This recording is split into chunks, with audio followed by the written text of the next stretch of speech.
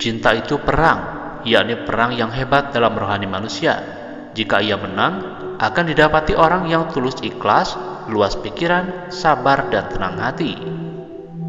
Jika ia kalah, akan didapati orang yang putus asa, sesat, lemah hati, kecil perasaan, dan bahkan kadang-kadang hilang kepercayaan pada diri sendiri. Cinta bukan mengajar kita lemah, tetapi membangkitkan kekuatan. Cinta bukan mengajarkan kita menghinakan diri, tetapi menghembuskan kegagahan. Cinta bukan melemahkan semangat, tetapi membangkitkan semangat. Kalau hidup sekedar hidup, babi di hutan juga hidup. Kalau bekerja sekedar bekerja, kera juga bekerja. Kehidupan itu laksana lautan.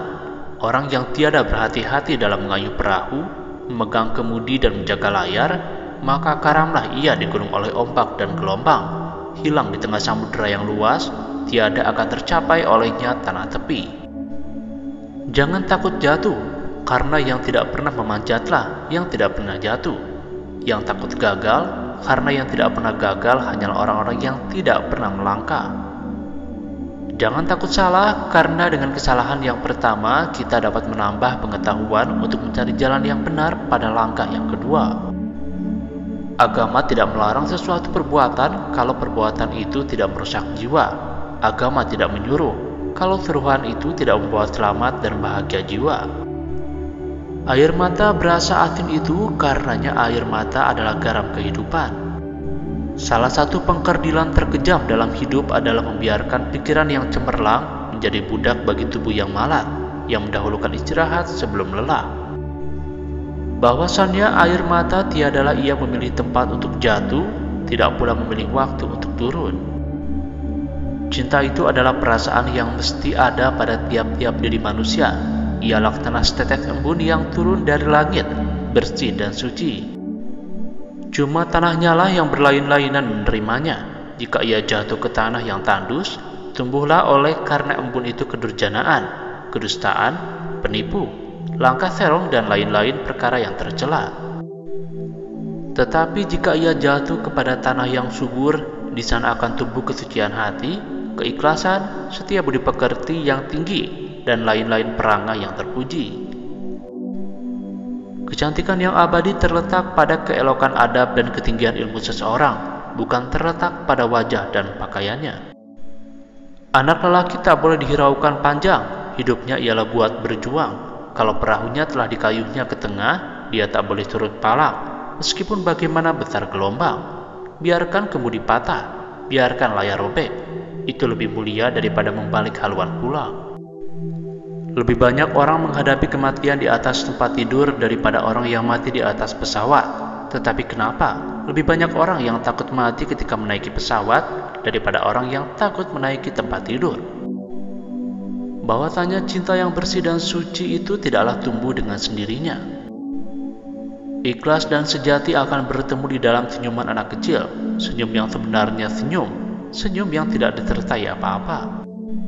Iman tanpa ilmu bagaikan lentera di tangan bayi, namun ilmu tanpa iman bagaikan lentera di tangan pencuri. Jika kita dapat menyelamatkan diri kita sendiri, para nabi tidak perlu ada untuk keselamatan kita. Adil ialah menimbang yang sama berat, menyalahkan yang salah, dan membenarkan yang benar, mengembalikan hak yang empunya, dan jangan berlaku zalim di atasnya. Berani menegakkan keadilan, walaupun mengenai diri sendiri, adalah puncak segala keberanian. Satu hati lebih mahal daripada senyuman, satu jiwa lebih berharga daripada sebentuk cincin. Di belakang kita berdiri satu tugu yang bernama nasib. Di sana telah tertulis role yang akan kita jalani. Jelas sekali bahwasannya rumah tangga yang aman dan damai ialah gabungan di antara tegapnya laki-laki dan halusnya perempuan.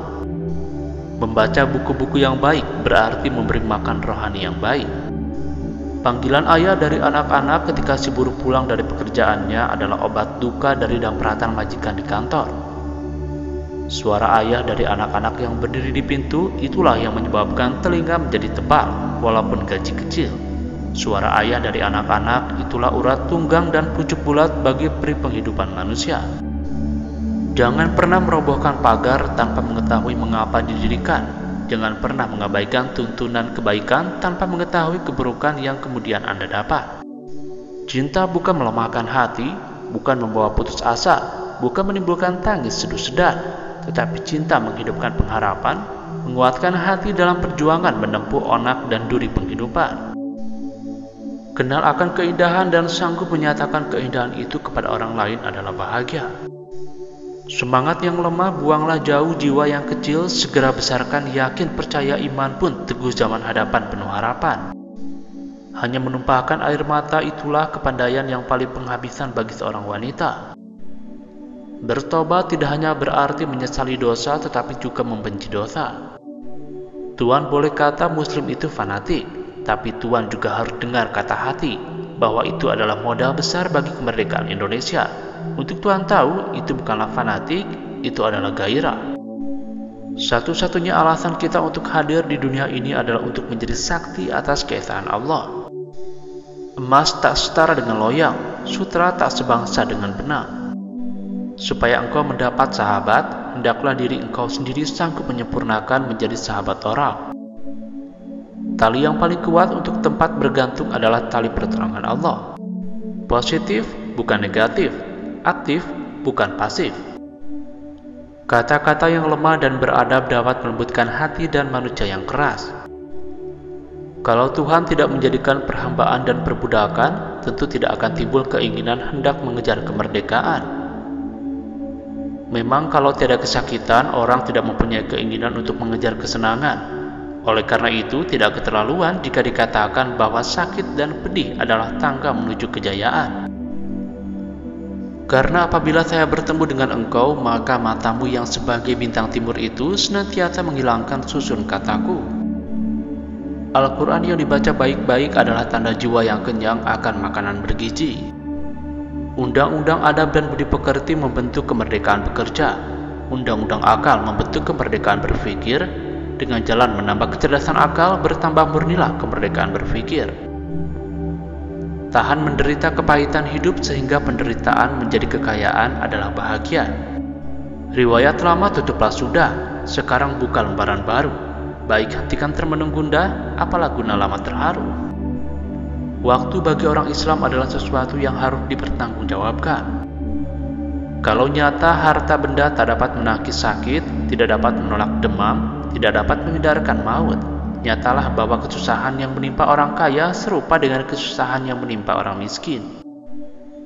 Nafsu yang menyebabkan marah dan dengki. Saya merasa ingat kepadanya adalah kemestian hidup saya. Rindu kepadanya membukakan pintu angan-angan saya menghadapi zaman yang akan datang. Sebesar-besar atau seberat-berat urusan jangan dihadapi dengan muka berkerut. Kerut muka itu dengan sendirinya menambahkan lagi kerut pekerjaan itu.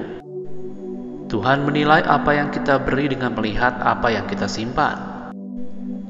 Bangunlah kekasihku umat Melayu, belahan asal satu turunan bercampur darah dari dahulu persamaan nasib jadi kenangan.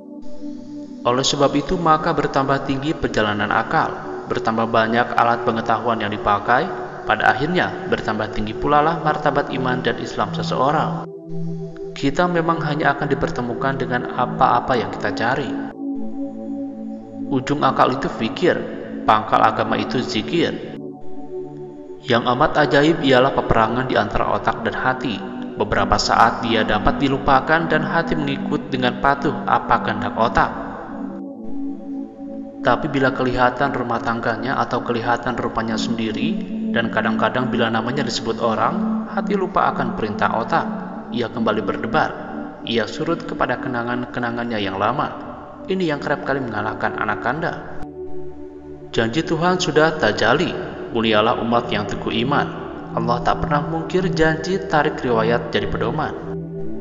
Seseorang yang menolak memperbarui cara-cara kerjanya yang tidak lagi menghasilkan, berlaku seperti orang yang terus memeras jerami untuk mendapatkan santan. Tetapi Tuhan, kemustahilan itulah yang kerap kali memupuk cinta.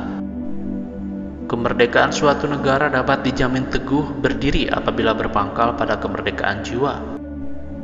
Orang berakal hidup untuk masyarakatnya, bukan buat dirinya sendiri. Orang yang berakal pergi ke medan perang membawa senjata, berbantah dan bertukar pikiran dengan cukup alasan, berlawan dengan kekuatan, karena dengan akallah tercapai hidup, dengan budi tenanglah hati, dengan pikiran tercapai maksud, dengan ilmu ditaklukkan dunia. Tegakkan cita-cita lebih dahulu sebelum berusaha. Kegunaan harta tidak dimungkiri, tetapi ingatlah yang lebih tinggi ialah cita-cita yang mulia. Takut akan kena cinta itulah dua sifat dari cinta. Cinta itulah yang telah merupakan dirinya sendiri menjadi suatu ketakutan. Cinta itu kerap kali berupa putus harapan, takut cemburu, hibah hati, dan kadang-kadang berani. Kemunduran negara tidak akan terjadi kalau tidak kemunduran budi dan kekututan jiwa. Kadang-kadang cinta bersifat tamak dan loba, kadang-kadang was-was, dan kadang-kadang putus asa. Riwayat lama tutuplah sudah, sekarang buka lembaran baru. Baik hentikan termenung gundah, apalah guna lama terharu. Saya akan pikul rahasia itu jika engkau percayakan kepada saya, dan saya akan masukkan ke dalam perbendaharaan hati saya, dan kemudian saya kunci pintunya erat-erat. Kunci itu akan saya lemparkan jauh-jauh, sehingga seorang pun tak dapat mengambilnya ke dalam lagi. Apalah keuntungan dan bahagianya cinta yang tiada pengharapan? Bukankah cinta itu sudah satu keuntungan dan pengharapan?